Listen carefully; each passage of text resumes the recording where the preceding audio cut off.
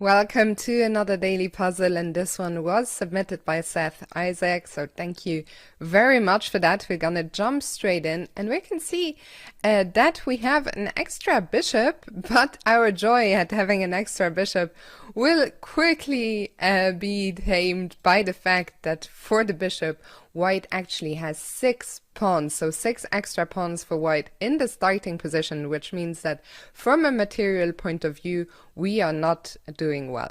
Now, as always, we want to look at the enemy king, and the enemy king has a weak background, but we have no pieces that can cause the king any problems for now. So let's forget about the king for now. We can see the bishop looking down at g2. The problem is we are not in time to create any threats, because first of all, not only is that square defended, but if we move the queen, we are actually getting mated on h7 ourselves.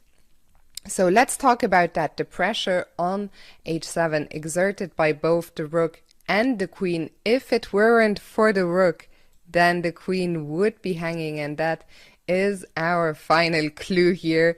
We can simply get rid of the rook, which is pinning us along the h-file by simply capturing it. The problem that white runs into is that in this exchange they have lost a full rook, so now we have a rook and a bishop for the pawns. The pawns are damaged. This should be an easy conversion for black, and the problem here that white faces after queen takes h3 is that they simply have no good response other than taking.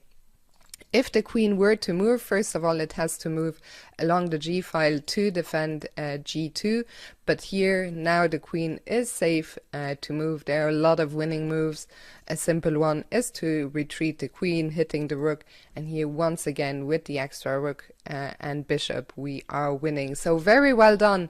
If you identified correctly that the problem was all about regaining some material, and we do that here by taking on h3. The second best move, by the way, is to play bishop d5.